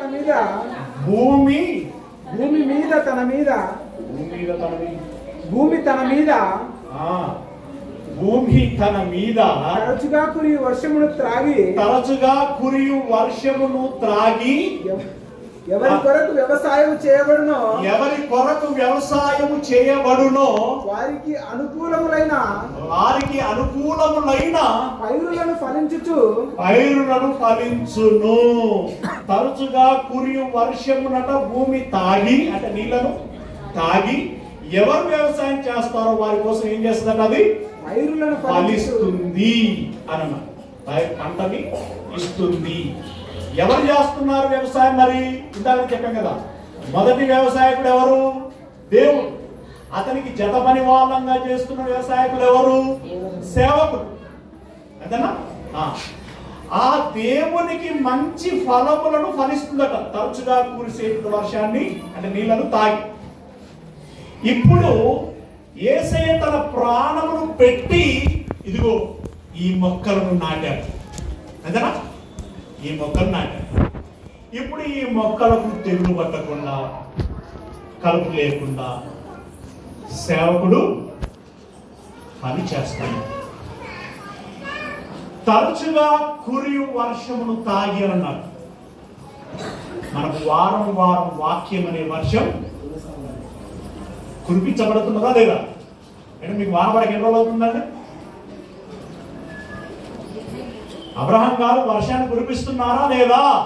ఏంటి ఏం మాట్లాడరండి? మీరు ఏమి అడిగినా చెప్పరా? పాస్టర్ గారు అడుగుతున్నారు, నేనంట వాక్యం చెప్తున్నా అని అంటున్నాడు. మీరు ఇచ్చే సాక్ష్యం ఏంటి? అబ్రహాం అరే ఎందుకు అట్లా మాట్లాడుతున్నా నాకు అర్థం కాదు. అబ్రహాం గారు ఆదివారం మీకు వాక్యం చెబుతున్నాడా లేదా? నేను ఇన్నిసార్లు అడగలన్నాడు. రైట్, ఆదివారం చెప్తారు, గుడిగల్లో చెప్తారు, ఇంకా ప్రత్యేక ఫంక్షన్లు కార్యక్రమాలలో కూడా చెప్తూ ఉంటారు. ఆ వాక్యం అనేటువంటి వర్షమును మీరు త్రాగి, అంటే నీళ్ళను త్రాగి ఏం చేయాలి? మరి మన దేవునికి ఫలించేటువంటి వారమై ఉండాలి. మీరు ఫలిస్తే కాస్తూనే ఉన్నదనుకోండి చెట్టు, పీకేస్తామా? ఎప్పుడు పీకేస్తాం? కాయకపోతే పీకేస్తాం. పీకేసామంటే దాని తర్వాత ఇంకేంటి తెలుసు? ఎండిపోతుంది, తర్వాత కాల్చి వేయబడుతుంది. అదే చెప్తున్నాడు, ఫలించును అని చెప్పి ఇంకేమని చూడండి, వెంటనే దేవుని ఆశీర్వచనము పొందును. అలా ఫలించి దేవుని ఆశీర్వచనము పొందును, అంటే దేవుని ఆశీర్వాదానికి పాత్రలు అవుతారు అని అంటున్నాడు. అయితే ముండ్ల తుప్పలను గచ్చ తీగలను దాని మీద పెరిగిన ఎడల అది పనికి రాదని విసర్జించబడి శాపము పొందదగినదగును, తుదకది కాల్చివేయబడును. ఫలిస్తే ఏమిస్తానన్నాడు? ఆశీర్వదించబడు. ఫలించకపోతే ఏం చేస్తానన్నాడు? శాపము పొంది కాల్చివేయబడు. మీరు శాపానికి పాత్రుడై కాల్చివేయబడటానికి సిద్ధపడతారా?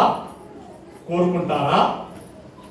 లేదా ఫలించి ఆశీర్వదించబడి పరలోకానికి చేరటానికి కోరుకుంటారా? దేని కోరుకుంటారండి? రెండిట్లో ఫలించి ఆశీర్వదించబడి పరలోకానికి చేరుకోవాలి. అంతేనా? నాకు నా సంతృప్తి కోసం అండి, ఎందుకంటే నేను ఇన్నిసార్లు మొత్తుకుంటాను కదా, అడగ్గానే మీరు దీన్ని చెప్తలేరు, కలిసి దీని ఒక్కదానికన్నా చెప్పండి కొంచెం నా సంతృప్తి కోసం. దేవుని కోసం ఫలించి ఆయన ఆశీర్వాదం పొందుకొని పరలోకం చేరాలని కోరుకుంటున్నటువంటి వారు దయచేసి ఒకసారి చేతరా. కొందరు ఎత్తరే కావాలి. అర్థం కాలేదా? అయ్యో అర్థం కాలేదా? దేవుని కోసం పనిచేసి, అంటే లేదా దేవుని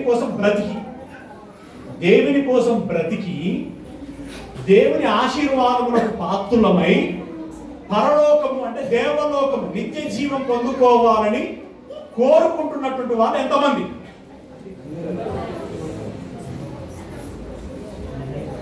నిన్ను చూస్తున్నాకని నిన్ను చూస్తున్నా, నీ కుడి పక్కన నా అక్కను చూస్తున్నా, నీ వెనకాల ఇద్దరిని కూడా చూస్తున్నాను. ఓకే, అర్థమైందని నేను అనుకుంటున్నాను. ఫలించేటువంటి వారుగా మీరుండాలి. ఇప్పటి వరకు మీరు చెప్పినటువంటి మాటల్లో, మీరు విన్నటువంటి మాటల్లో పరిశుద్ధాత్ముడు రాయించినటువంటి దేవుని మాటలనే మీకు బోధిస్తున్నానా? ఏదైనా పిట్ట కథలు, ఎంటర్టైన్మెంట్ అంటే నవ్వించేటువంటి జబర్దస్త్ లాంటి కామెడీ, ఏదైనా ముసలమ్మ ముచ్చట్లు పనికి రానివేను మాట్లాడాను? ప్రియులారా, నేను ప్రకటించేటువంటి సువార్త దేవుని వలన ఏర్పరిచినటువంటి సువార్త. దేవుని వలన ఏర్పరిచినటువంటి సువార్త. అయితే ఏంటంటే నేను అనేది ఏంటంటే,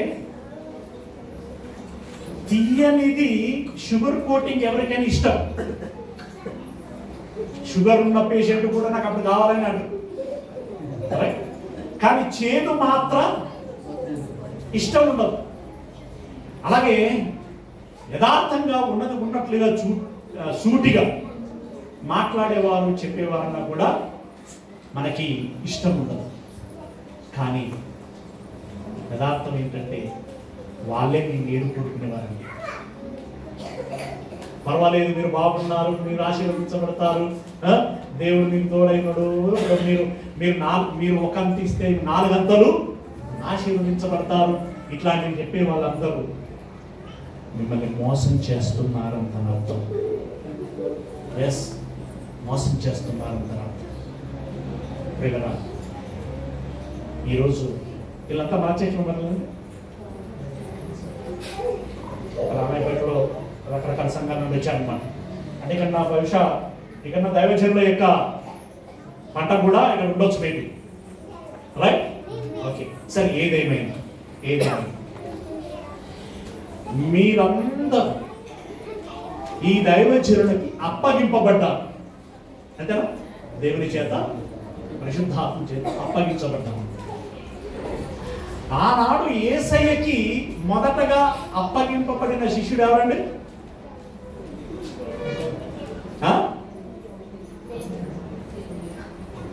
కొంచెం ఇంకా సార్ పాస్టర్ సార్ అని చెప్పగలరా? మొట్టమొదటిగా తనకు అప్పగింపబడినటువంటి శిష్యుడు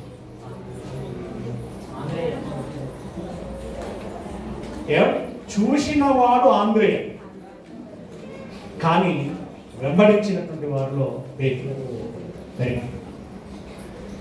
అలా పేతురు, ఆంద్రేయ, యోహాను, యాకోబు, ఇలా ఎంతమంది అయితే అప్పగించబడ్డారో, 12 మంది కాకుండా మిగిలిన ఇంకా చాలా మంది ఉన్నారు. వీళ్ళందరి గురించి ఆ రోజు ఆయన ఏమని ప్రారంభం చేశారో చూసారండి. ఒకసారి చూడండి. అపోస్తుల కార్యములు 17వ అధ్యాయం 12వ వచనం. 17వ అధ్యాయం 12వ వచనం. అందుచేత దైవజనులు కూడా ఇలాంటి మనసు కలిగి ఉండాలని నా అభిప్రాయం. అక్కడ రాయబడిన మాట యొక్క ఉద్దేశం. అందుచేత వారిలో అనేకులను ఘనత గల గ్రీసు దేశస్థులైన స్త్రీలలోను. ఎక్కడ కరెక్ట్ చదువుతున్నాం? ఏం చదువుతున్నాం? ఏ పుస్తకం? అపోస్తలులు అన్నానా? ఐఎమ్ సారీ, యోహాను సువార్త 17వ అధ్యాయము 12వ వచనం. నేను వారి యొద్ద ఉండగా నీవు నాకు అనుగ్రహించినటువంటి వారిని నీ నామమందు కాపాడి తిని నేను వారిని భద్రపరిచి తిని గనుక లేఖనము నెరవేరినట్లు. అంటే నేను వారిని ఏం చేశానంట? కాపాడి. నువ్వు నాకు ఎంతమందిని అయితే అప్పగించావో వారినందరినీ కాపాడి తిని భద్రపరిచితిని అని. గోడ మీద పిల్లి సూత్రం తెలుసా అండి మీకు? శాస్త్రం. గోడ మీద పిల్లి అంటే ఏం చెప్తున్నాడు? మీకు తెలిసి కూడా ఎందుకు చెప్పండి? గోడ మీద పిల్లి ఏదో అవకాశం ఉంటే మనకు గోడ మీద పిల్లలు ఎంతమంది చేతండి.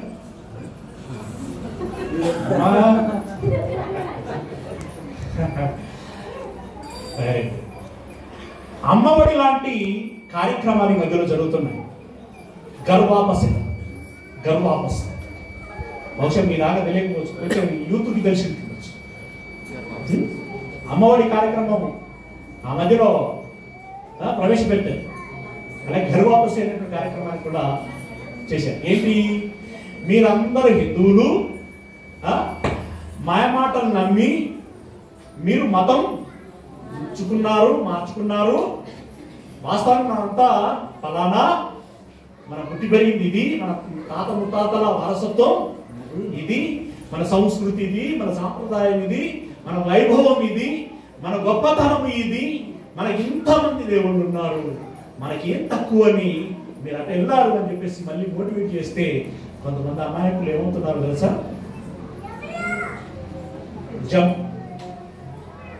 జంప్ అవుతున్నారు. జంప్ జలాని అన్నది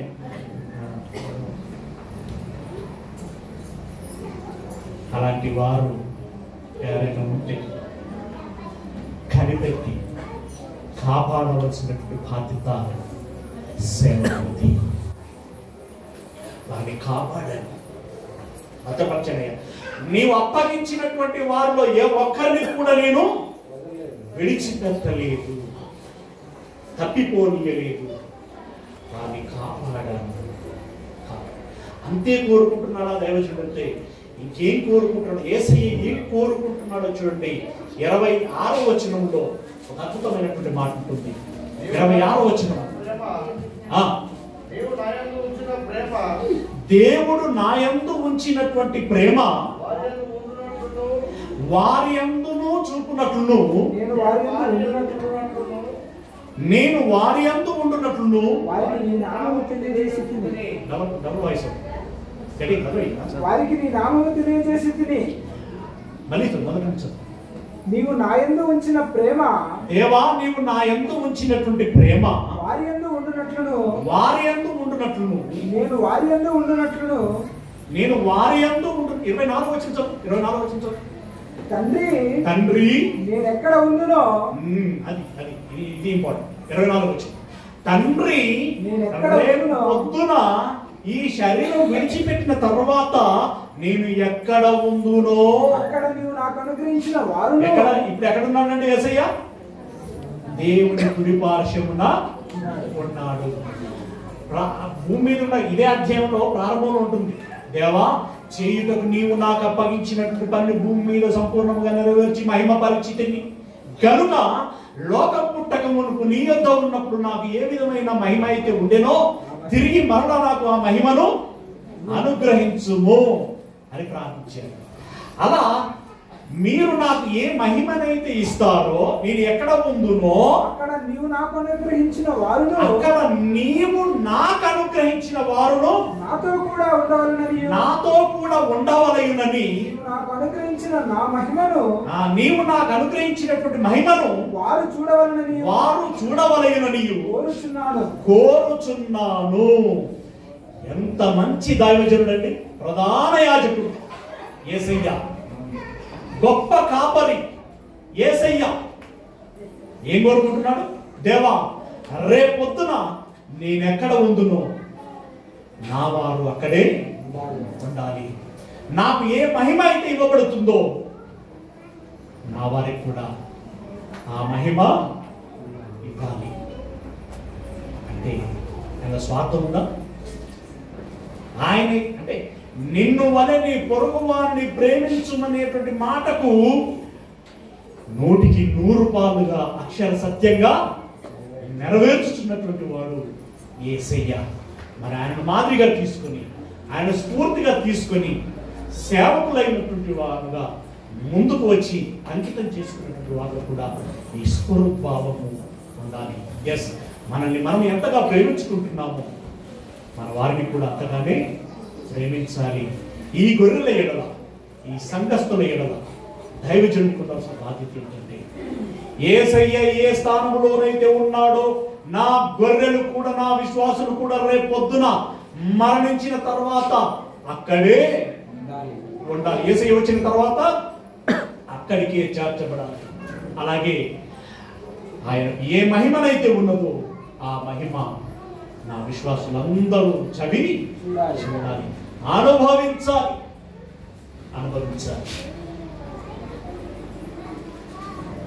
కావాలా మీకు? ఎస్, దైవజనులుగా వాళ్ళు అలాంటి అభిలాష కలిగి ఉండాలి. మీరు మానసికంగా అలాంటి కోరిక కలిగి దానికోసం తప్పించేటువంటి వారుగా ఉండాలి. Very good. దేవుడు మన ఎడల ఒక ప్రత్యేకమైనటువంటి సంకల్పం కలిగి ఉంటాడు. నీ ఎడల, నీ ఎడల, నీ ఎడల, అలాగే అందరి ఒక్కొక్కరి ఎడల ఒక సంకల్పాన్ని కలిగి ఉంటాడు. ఇర్మియా గురించి ఏమన్నాడంటే, అరే నీవు నీ తల్లి గర్భంలో ఉన్నప్పుడే నిన్ను ప్రతిష్ఠించుకున్నాను, లోకమునకు ప్రవక్తగా ఉండులాగున నిన్ను నియమించి ఉన్నాను అని. అంటే ఇర్మియాను దేనికోసం ప్రతిష్ఠించుకున్నాడట? ప్రతిష్ఠ అంటే ఏంటంటే, యాక్చువల్గా ఈరోజు కార్యక్రమం అదే కదా. 16 సంవత్సరాల క్రితం ఇది ప్రతిష్ఠించబడింది. దేనికోసం అంటే ఈ ఆరాధన కోసం. అలాగే అసలు వాస్తవానికి మనల్ని మనము ప్రతిష్ఠించుకోకుండా కేవలం ఈ గోడలు మాత్రమే ప్రతిష్ఠించబడితే ఏమైనా ప్రయోజనమా? అసలు నిజమైన ప్రతిష్ఠ ఏంటంటే, అసలు నిజమైన దేవాలయం ఏంటంటే, నిజమైన దేవాలయం ఏంటనుకుంటున్నారు? ఈ గోడలు కాదు, ఈ కట్టడము కాదు, సంఘమే దేవుని ఆలయం. సంఘమే దేవుని ఆలయం. సంఘములో ఉన్నటువంటి మనందరి ఎడల ఒక్కొక్కరి గురించి ఒక్కొక్క ఉద్దేశము కలిగి ఉంటారు. అంటే ఒక్కొక్క ద్వారా ఒక కార్యం నెరవేర్చుకోవాలని భావిస్తారు. మోషే ద్వారా ఒకటి, ఏలియా ద్వారా మరొకటి, సంసోను ద్వారా ఇంకొకటి, ఇర్మియా ద్వారా ఒకటి, యేషయా ద్వారా ఒకటి, పేతురు ద్వారా ఒకటి, పౌలు ద్వారా ఒకటి, ఇలా ఒక్కొక్కరి ద్వారా ఒక్కొక్క కార్యాన్ని నెరవేర్చుకోవాలని భావిస్తారు. అసలే గురించి ఎవరికి చెప్పలేదు అనుకుంటున్నారా? మరియమ్మ గారిది ఒకటి, ఎస్తేర్ గారిది ఒకటి, రూతు గారిది ఒకటి, ఇలా ఇందులో కూడా చాలా మంది, ప్రిస్కిల్లది ఒకటి, చాలా మంది చాలా బాధ్యతలు నిర్వర్తించారు. వారి పట్ల సంకల్పాలు కలిగి. అయితే సేవకులమైనటువంటి మనం ఒక ప్రతిష్ట చేసుకోవాలి. ఏం ప్రతిష్ట తెలుసా?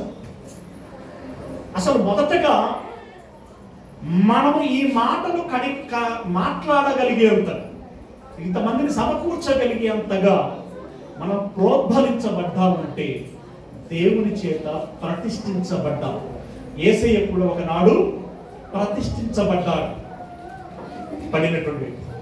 ప్రతిష్ఠించబడినటువంటి ఆ యేసయ్య ఒక అద్భుతమైనటువంటి మాట ఈరోజు మిమ్మల్ని ఉద్దేశించి మాట్లాడుతున్నటువంటి మాట ఏంటో చూడండి ఒకసారి. అదే యోహాను సువార్త 17వ అధ్యాయం 19వ వచనం. యోహాను సువార్త 17వ అధ్యాయం 19వ వచనం ఏమన్నా చూడండి. వారును సత్యమందు ప్రతిష్ఠ చేయబడినట్లు.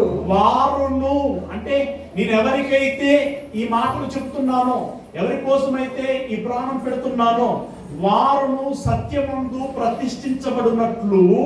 వారి కొరకై. సత్యం అంటే ఏంటండి? సత్యం అంటే ఏంటి చెప్పండి. ఏమన్నారు? సత్యం అనగా ఉన్నది ఉన్నట్లుగా. ఓకే, జనరల్గా ఉండేటువంటి మీనింగ్ అదే. బట్ బైబిలికల్ మీనింగ్ ఏంటంటే, సత్యమునందు వారిని ప్రతిష్ఠ చేయము, నీ వాక్యమే సత్యము. సత్యం అనగా వాక్యం. ఓకే, 17వ వచనంలో ఉంటుంది మీద సత్యం అనగా వాక్యం. ప్రియులారా, అంటే సత్యమునందు వారిని ప్రతిష్ఠ చేయము అంటే దాని అర్థం ఏంటి తెలుసా? వాక్యమునందు వారిని ప్రతిష్ఠ చేయుము. ఎస్, వాక్యము ద్వారానే వారిలో విశ్వాసం పుట్టాలి. ఏదో జరిగితే కాదు, ఏదో అనుగ్రహించబడితే కాదు. క్రీస్తును వినుట వలన విశ్వాసం కలుగు, వినుట క్రీస్తును కూర్చిన మాట వలన కలుగు. ఎస్, దేవుని గురించి ఇప్పటికైనా చెప్తున్నాను, ఆలోచించండి. దేవుని గురించి మీరు బాగా అర్థం చేసుకోవాలి. యేసయ్య గురించి అర్థం చేసుకోవాలి. మనల్ని గురించి మనం అర్థం చేసుకోవాలి. గతం ఏంటి, వర్తమానం ఏంటి, భవిష్యత్ ఏంటి అనేది అర్థం కావాలి. ఈ లోకం ఏంటి, పరలోకం ఏంటి అనేది అర్థం కావాలి. అర్థం కావాలి. అర్థమైనప్పుడే అసలైన ఆలోచన పుడుతుంది. ఎస్, అసలైన ఆలోచన పుట్టినప్పుడే సరి అయిన తీర్మానం తీసుకోగలుగుతాం. సరి అయిన తీర్మానం తీసుకున్నప్పుడే భవిష్యత్తులో చక్కని ప్రణాళిక ఏర్పాటు చేసుకోగలుగుతాం. ప్రణాళిక వేసుకున్నప్పుడే ఆ ప్రకారంగా జీవించడానికి కృత నిశ్చయం తీసుకోగలుగుతాం, నిర్ణయం తీసుకోగలుగుతాం. అలా నిర్ణయం తీసుకున్న నాడే ఎంత వడగాలి వచ్చినా, ఎంత ఎండ దెబ్బలు కొట్టినా, ఎంత ఎవరు ఏ విధంగా మనల్ని త్రోసి వేయాలని, పడగొట్టాలని ప్రయత్నం చేసినా ఆధారము బ్రదరము నిలబడతాం. ఒకనాడు పాపంతో మరణించినటువంటి మనము ప్రభు యేసు వలన నిలబడ్డాం. నిలబడినటువంటి మనం మరలా పడిపోవటానికి వీలు లేదు. మరలా పడిపో. వాక్యం ద్వారా మనం కట్టబడితే, ఈ వాక్యం కాకుండా దేని ద్వారా కట్టబడినా కూడా అంతే. ఇప్పుడు నాకు మేలు జరిగింది కనుక నమ్ముకున్నాను అంటావు, కీడు జరిగింది అనుకో ఏం చేస్తావు? విడిచిపెడతావు. అలాంటి పరిస్థితి మనకు ఉండకూడదు. రైట్, ఏమన్నాడు? వాక్యమునందు వారిని ప్రతిష్ఠ చేయనట్లు వారి కొరకే నన్ను ప్రతిష్ఠ చేసుకుని వారి కొరకే నన్ను నేను ప్రతిష్ఠ చేసుకుని ఉన్నాను. వారు వాక్యంలో పుట్టాలని, వాక్యంలో జీవించాలని యేసయ్య ఏం చేసుకున్నాడట? అందుకే అంకితం చేసుకున్నాడట. అంటే ఒక మేలు కోరి తనను తాను అంకితం చేసుకోవటాన్ని ప్రతిష్ఠ అంటే ఏర్పాటు చేయడం. ఇక ఇందుకే ఇదే ఈ జీవితం అని ఒక కృత నిశ్చయం తీసుకున్నాను. అందుకే నేను నా జీవితాన్ని అంకితం చేసుకున్నాను అన్నాడు. సేవకులైనటువంటి వారిలో అలాంటి అంకిత భావము, అలాంటి ప్రతిష్టత ఉండాలి అన్నాడు. ఇప్పుడు 17వ వచనం చదవండి. 17వ వచనం చదవండి. సత్యమందు వారిని ప్రతిష్ఠ చేయుము. సత్యమునందు వారిని ప్రతిష్ఠ చేయుము. నీ వాక్యమే సత్యము. నీ వాక్యమే సత్యము. జనులు ఎందులో ప్రతిష్ఠ కావాలట? ఇప్పుడు మీరు ఎందులో ప్రతిష్ఠించబడాలట? వాక్యములో ప్రతిష్ఠించబడాలి. వాక్యములో ప్రతిష్ఠించబడాలి. వాక్యములో ప్రతిష్ఠించబడకపోతే మనకి ఎంత అందమైన విశాలమైనటువంటి చర్చలు ఉన్నా దాని ప్రయోజనం మనకి లేదు. అలాగని దీని వలన ఉపయోగం లేదు అని నేను అంటలేదు. ఏం ఉపయోగం? ఇది మనం అందరం కూడుకొని వాక్యం ధ్యానించుకోవటానికి, దేవుణ్ణి ఆరాధించటానికి, సహవాసాన్ని పంచుకోవటానికి ఉపయోగపడేటువంటి ఒక సమాజ మందిరం. అయితే దాన్ని పని కోసం మీరు ఏర్పాటు చేశారు, అందుకే ఇది వాడబడుతుంది. అందును బట్టి సంతోషం, దేవునికి స్తోత్రం. కానీ అంతకంటే ముఖ్యమైనటువంటి విషయం ఏంటంటే మిమ్మల్ని మీరు సత్యమునందు అనగా వాక్యమునందు ప్రతిష్ఠింప చేసుకోవాలి. మీ హృదయంలో వాక్యం ఉండాలి. మీరు నోరు తెరిస్తే వాక్యం ఉండాలి. మీరు అడుగేస్తే వాక్య ప్రకారంగానే అడుగు వేయాలి. మీరు ఏ పని చేసినా వాక్య ప్రకారంగానే పనులు చేయాలి. మీ తలంపుల నిండా వాక్యమే ఉండాలి. చివరిగా మరి నన్ను పిలిచారు కాబట్టి అబ్రహాం గారికి అలాగే సానుకూలంగా అన్యదా భావించకపోతే దైవచిత్రైనటువంటి వారికి, ఎందుకంటే చిన్నవాడిని వాళ్ళకంటే అతడేంటి నాకు చెప్పేది అన్న భావన కాకుండా, ఎందుకంటే నేను చెప్పిన దానికంటే గొప్పవాళ్ళు అయి వచ్చింది. ఎందుకంటే నాకు మీరు వ్యక్తిగత జీవితం నాకు తెలియదు. బట్ జనరల్గా నేను చెప్తున్నాను ఏంటి అంటే మనకు అవమానాలు రావచ్చండి, కష్టాలు రావచ్చు, కన్నీరు రావచ్చు, ఎప్పుడు ఇబ్బందులు ఎన్నో ఉండవచ్చు, ఆర్థిక సమస్యలతో, కుటుంబపరమైనటువంటి పిల్లల చదువులు, బాగోగులు, ప్రయోజనాలు, అవే కాకుండా ఇవి చాలా ఒకట్లు మళ్ళీ సమాజం నుండి వచ్చేటువంటి సమస్యలు, ఎన్నెన్నో ఆటుపోట్లు, ఎత్తుపల్లాలు ఉంటాయి. అలాగని మనం ఎప్పుడు నీరసపడకూడదు, ఎప్పుడు భయపడకూడదు, ఎప్పుడు వెనకడుగు వేయకూడదు. ఒకసారి తీర్మానం తీసుకున్నాం, మనల్ని మనం అంకితం చేసుకున్నాం, అంతే. బ్రతుకుట క్రీస్తు, చావైతే లాభం, అంతే. ఆ ప్రకారంగా ముందుకు వెళ్ళాలి. ఇంకొకటి ఏంటంటే, మీ దైవజనుడి సంతోషం, మీ దైవజనుడి ఆనందం, మీ దైవజనుడి సంతృప్తి మీ చేతుల్లో ఉన్నది, మీ చేతుల్లో. ఎప్పుడో తెలుసా? ఎలాగో తెలుసా? చూసుకొని ముగించుకున్నాడు. అద్భుతమైనటువంటి మాట చూడండి, ఎంత మంచి మాట. కొలస్సీలో రాసిన పత్రిక, దానికంటే ముందు, కొలస్సీ కంటే ముందు తెస్సలోనికీయులకు రాసినటువంటి మొదటి పత్రిక 2వ అధ్యాయం 19వ వచనం. ఎలాగనగా మా నిరీక్షణ అయినను ఆనందమైనను అతిశయ కిరీటమైనను ఏది. ఒక్కొక్క వర్డ్ ఏమని చెప్తుంది? మళ్ళీ మా నిరీక్షణ, మా ఎదురు చూపెట్టదు సార్, ఇంక్లూడింగ్ మీ. నేను సేవ చేస్తున్నాను కాబట్టి నేను కూడా, మా నిరీక్షణ ఏంటో తెలుసా? మా నిరీక్షణ ఏంటో తెలుసా? యేసయ్య వచ్చిన నాడు వీరిలో ఎంతమంది నిలవబోతున్నారు?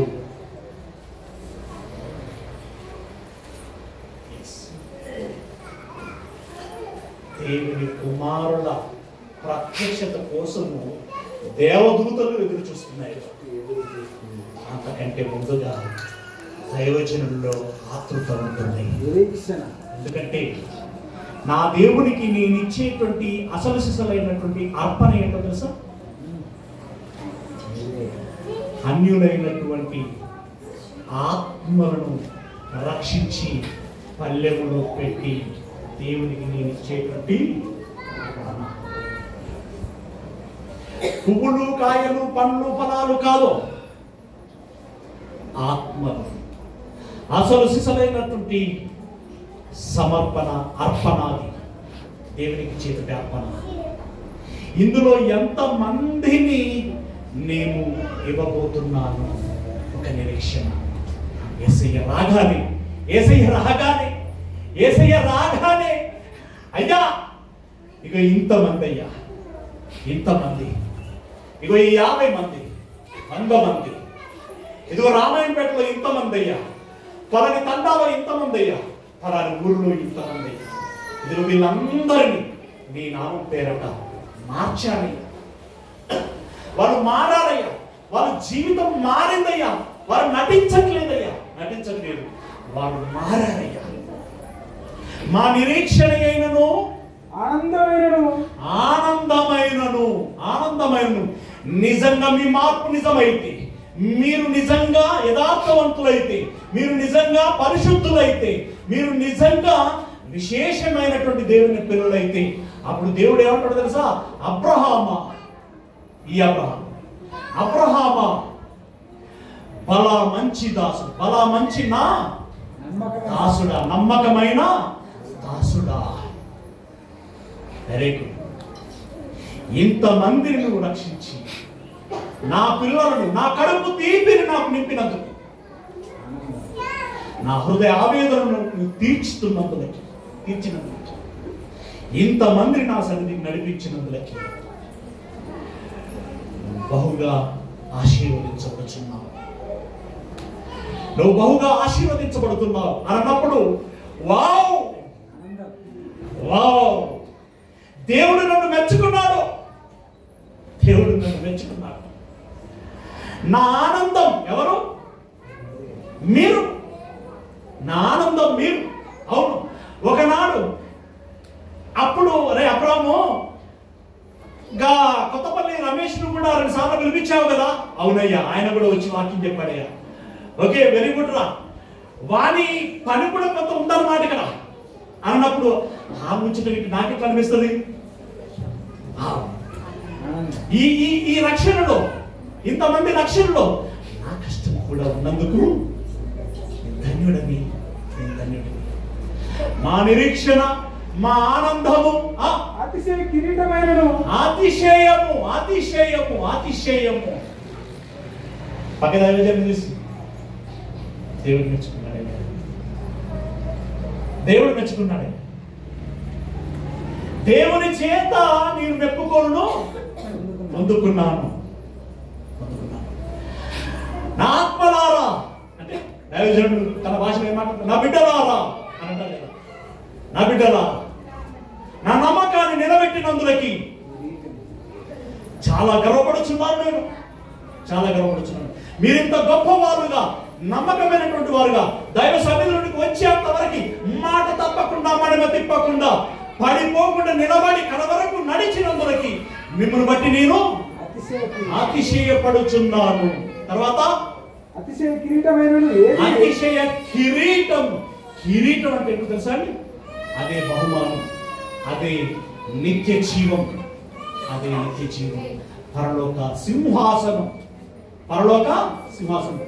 జయించి నా సింహాసనం నేను కూర్చుండి ఉన్న ప్రకారం జయించు వారిని నాతో పాటు నా సింహాసనం నందు కూర్చుండబెట్టేదను. ఆ సింహాసనము దక్కుతుంది. అంటే అబ్రహాం గారి, లేదంటే ఇంకా దైవజనుల వారి, మనందరి దైవజనులైనటువంటి వారందరి యొక్క నిరీక్షణ ఎవరు? మీరే. ఆనందం ఎవరు? మీరే. అతిశయం ఎవరు? మీరే. మాకు దక్కేటువంటి ఆ సింహాసనం అనేటువంటి కిరీటము ఎవరి మూలంగా తెలుసా? మిమ్మల మూలంగానే. మీ మూలంగా అంటే మీ మూలంగా దైవజనులమైనటువంటి మేమందరం అతిశయించేటువంటి ఆ కిరీటము దక్కించుకునేటువంటి రోజు రావాలి. ఎస్, మా ఫలము మీరే కారా అంటున్నాడు. కొరంథీయులకు రాసిన మొదటి పత్రిక 9వ అధ్యాయం 1వ వచనంలో అద్భుతమైనటువంటి మాట. కొరంథీయులకు రాసిన మొదటి పత్రిక 9వ అధ్యాయం 1వ వచనం. నేను స్వతంత్రుడను కానా, నేను స్వతంత్రుడను కానా, స్వతంత్రుడను కానా, నేను అపోస్తలుడను కానా, నేను అపోస్తలుడను కానా, నా ప్రభువైన యేసును, నా ప్రభువైన యేసును నేను చూడలేదా, నేను చూడలేదా, ప్రభువునందు నా పనికి ఫలము, ప్రభువునందు నా పనికి ఫలము మీరు కారా, మీరే. మీరే కారా. ప్రభువునందు నాకు ఫలము, నాకు జీతం ఎవరట? మీరే. మీరే.